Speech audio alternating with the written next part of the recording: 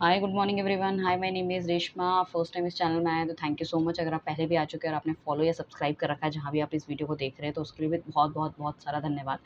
Basically यहाँ पे इस चैनल के अंदर टैरो रिलेटेड रीडिंग्स हम बनाते हैं, टैरो रिलेटेड गाइडेंस हम आपको देते हैं डेली बेसिस पे। मॉर्निंग पे तो हम morning thought of your partner बनाते हैं, उसके बाद एक सेकेंड हाफ में जो हमारी रीडिंग रहती है या इवनिंग के टाइम पे जो रीडिंग रहती है वो that is a different topic. ठीक है, आज बेसिकली हम जैसे बात करने वाले हैं morning thought of your partner, क्या सोच विचार वो कर रहे हैं, किस तरह की थिंकिंग उनकी है, तो वो हम देखने वाले हैं।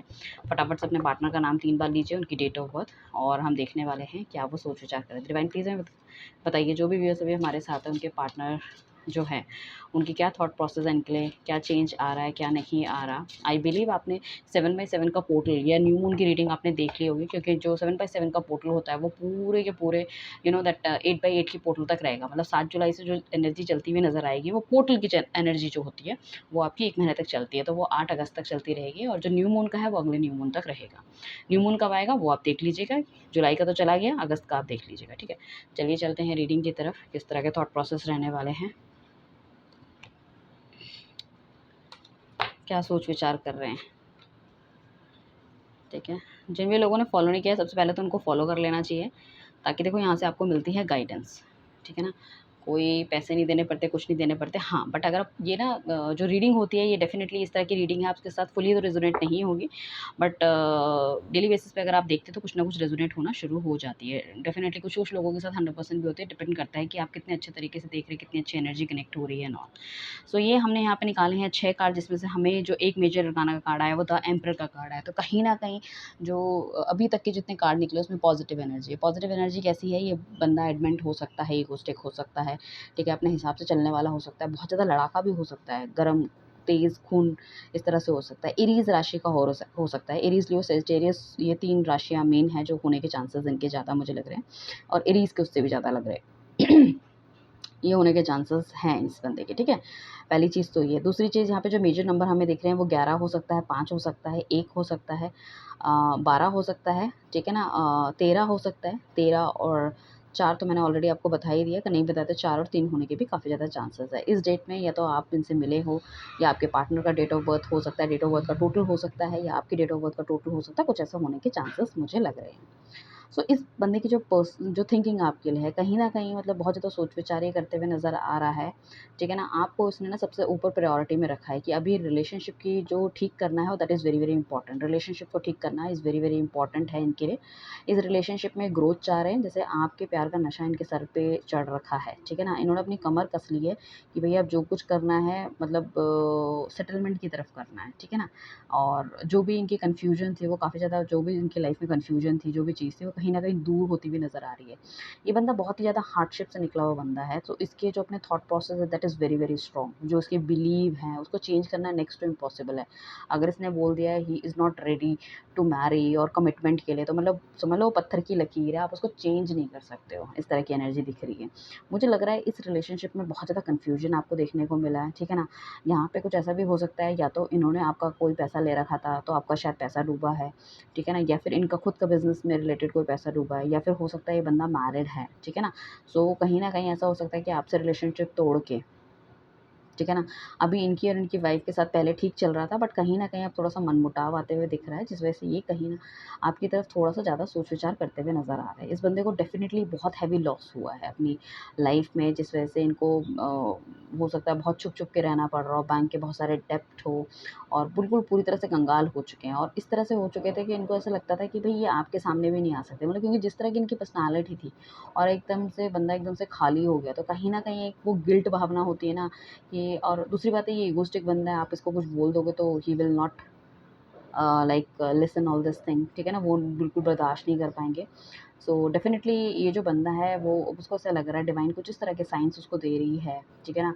या तो आपकी याद बहुत ज़्यादा आ रही है, या आपसे आपकी पुरानी पिक्चर्स इनके पास है जो अचानक से इनको मिल गई है कहीं गूगल ड्राइव वगैरह में, और वो उसको देखते हुए नज़र आ रहे हैं। सो कहीं न कहीं इनको लग रहा है कि यू आर द वन जिसके साथ उसको आगे रिलेशनशिप स्टार्ट करना है। देखो, ये रिलेशनशिप स्टार्ट करना इट्स नॉट दैट ईज़ी, ठीक है ना? ये पहली बात तो ये है कि इस रिलेशनशिप में बहुत डेड एंड्स आ चुके हैं, मतलब एकदम से ख़राब हो चुका है या बातचीत बंद हो चुकी है, चीज़ें तो उसको लगता है इसके लिए काम बहुत ज़्यादा करना पड़ेगा। अब देखो कुछ लोगों के अगर ऑलरेडी मैरिड हैं, तभी भी वो आपसे आके हाल-चाल वगैरह पूछना चाहते हैं। अब कुछ लोगों के लिए क्या है कि यहाँ पे ना इनकी फैमिली हो सकती है, फैमिली से रिलेटेड इनकी काफ़ी सारी चीज़ें हो सकती है, जो भी इनकी जो लाइफ़ में जो चल रहा है, पैसों को लेके काफ़ी ज़्यादा वो है। अब देखोगे कि हमने 3 और 3 6 कार्ड निकाले। अब मोटा-मोटा मैं आपको बता दूँ, अगर आपको टैरो कुछ भी नहीं आता फिर भी, देखो जो ये ऐसे बने हुए गोले से और स्टार सा बना है, दैट इज़ पेंटिकल का कार्ड, वो पैसों को बताता है। तो first card, second card, third card, fourth card, 4 card, 6 में से 4 कार्ड जो हैं वो पैसों से रिलेटेड आए। तो कहीं न कहीं क्या पे है, कोई न कोई जो है इनकी जो अंडरस्टैंडिंग में पैसा बहुत ज़्यादा इम्पोर्टेंट है।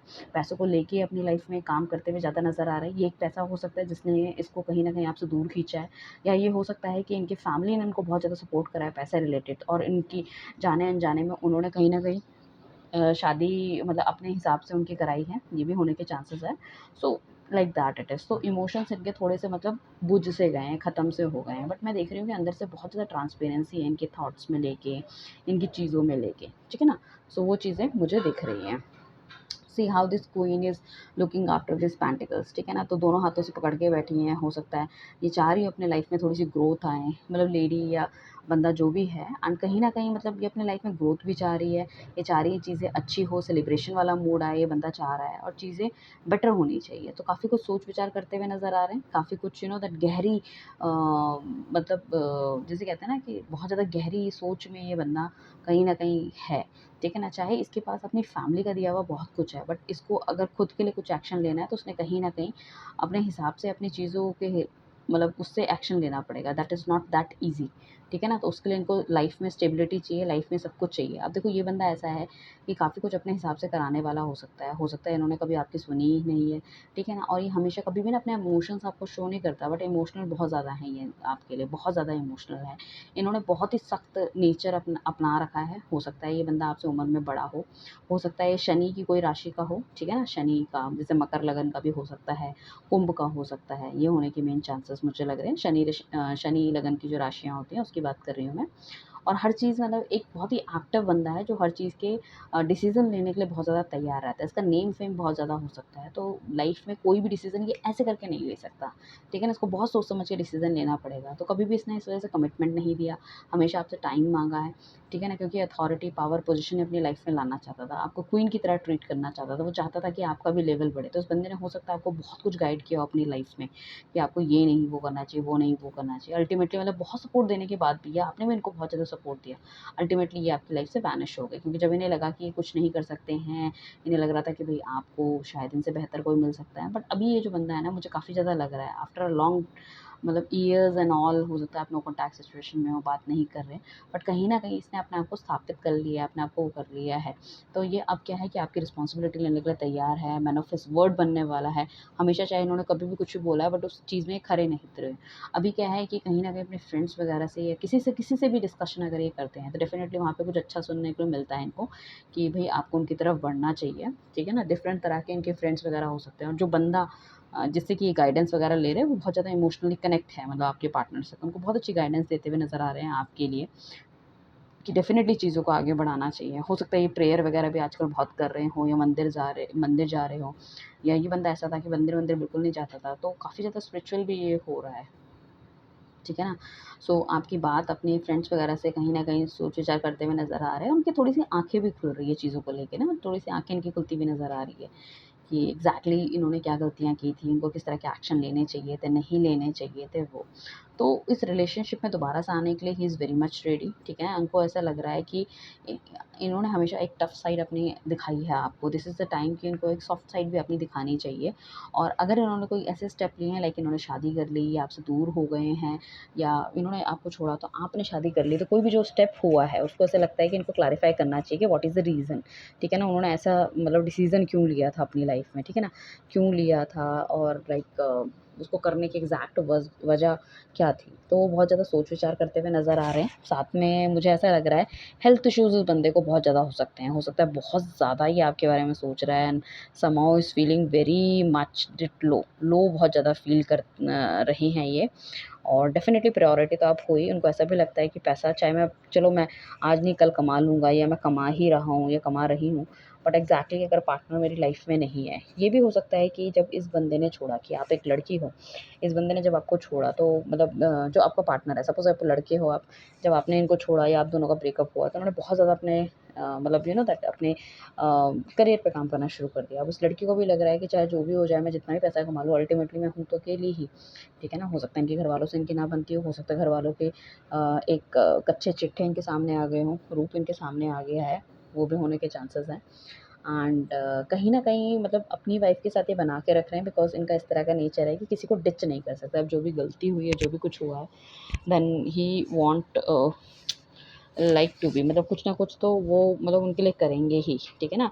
इनका अपना एक स्वभाव है किसी को, मतलब एक बार अगर किसी रिलेशनशिप या बंधन में बंध गए तो उसको धोखा ना देने का। तो हो सकता है इस वजह से ये कहीं न कहीं ये भी सोच विचार करते हुए नज़र आ रहे हैं कि भई अगर एक बार आपके साथ बंधन में बंध गए तो आपको भी धोखा देना इज़ नॉट गुड। तो डिवाइन प्लीज़ हमें बताइए इनके पार्टनर की और क्या फीलिंग है, और क्या सोच विचार करते हुए नज़र आ रहे हैं इनके बारे में।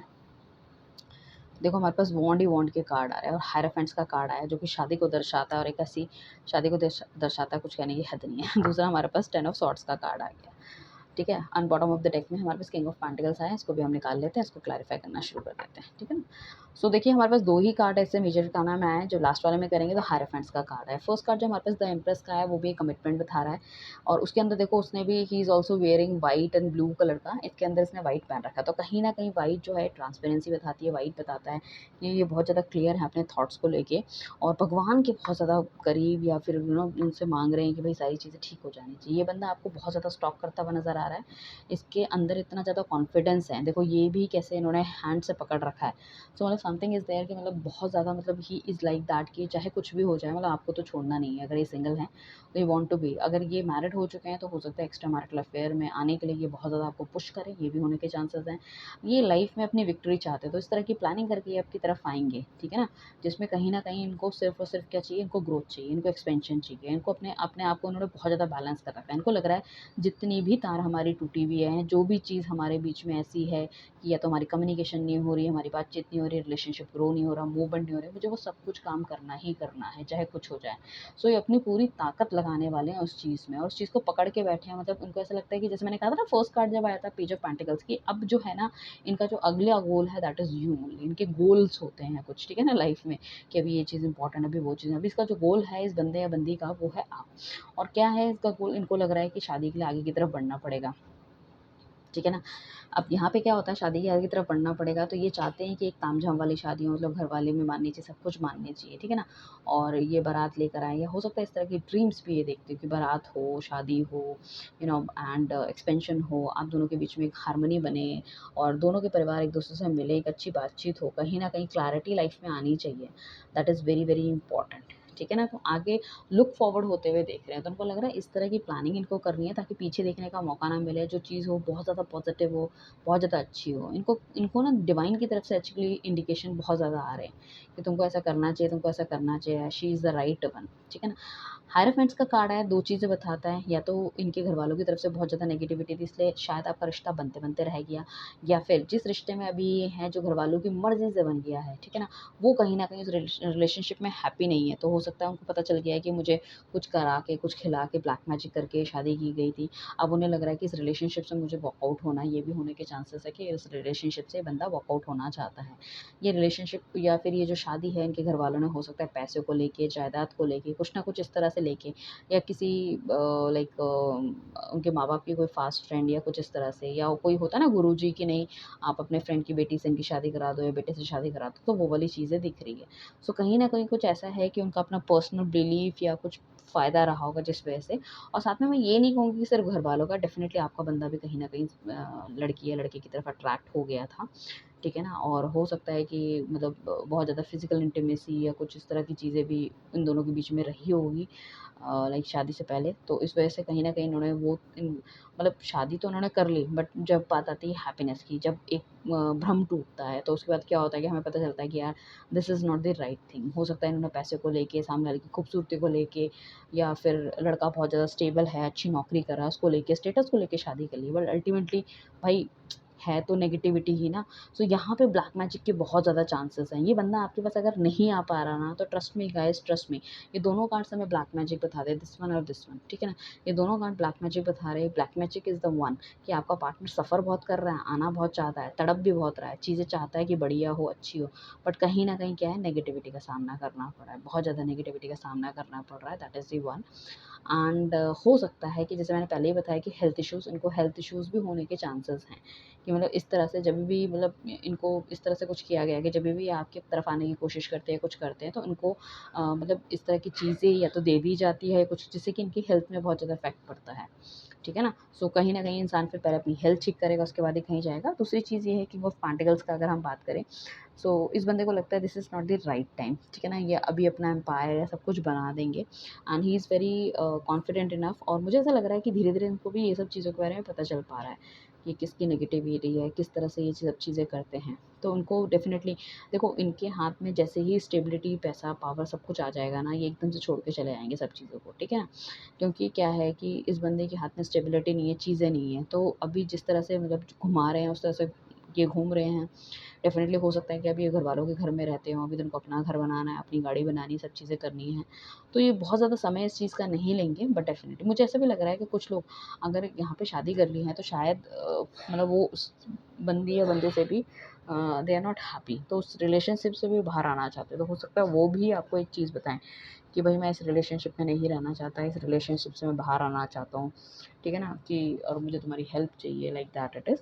सो तुम्हें थोड़ा-सा वेट करना पड़ेगा, चीज़ें लाइक सँभालनी पड़ेगी एंड ऑल, इस तरह से। देखो, आपको छोड़ के he is also not very, very happy, मैं ये कहूँगी, ये भी बहुत ज़्यादा खुश नहीं है।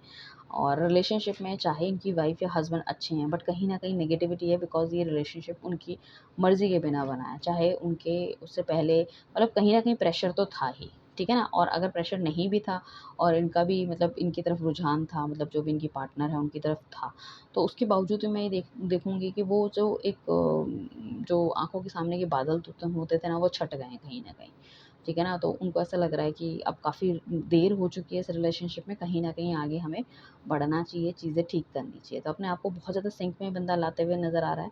जो भी काम करेगा बहुत ज़्यादा सोच समझ के करेगा, ऐसी हवा में कोई काम नहीं करने वाले हैं। सो मुझे ऐसा लगता है कि प्लानिंग वगैरह सब कुछ अभी करते हुए नज़र आ रहे हैं। सो यही है आपके पार्टनर की morning thought of the reading. So कैसी लगी और कितनी रेज़ोनेट हुई मुझे बताइएगा, ठीक है ना? क्या आपका पार्टनर आपसे उम्र में बड़ा है? मुझे वो बताइएगा। क्या वो मैरिड है? मुझे वो बताइएगा। क्या आपको शक है कि उन पे कोई काला जादू करके और लाइक उनकी घरवालों ने उनकी शादी कराई है? आप मुझे ये बताइएगा कि आपको पता है कि उनकी तबीयत आजकल ख़राब है या वो हॉस्पिटलाइज़ हैं, ठीक है ना? और मुझे ये भी ज़रूर बताइएगा क्या उनको बिज़नेस में कोई लॉस हुआ है? सो इससे हम देख पाएँगे कि आप कितने ज़्यादा कनेक्ट कर पा रहे हैं इस रीडिंग से, राइट? सो दिन की रीडिंग में ज़रूर आ जाइएगा। Thank you everyone. Bye, take care.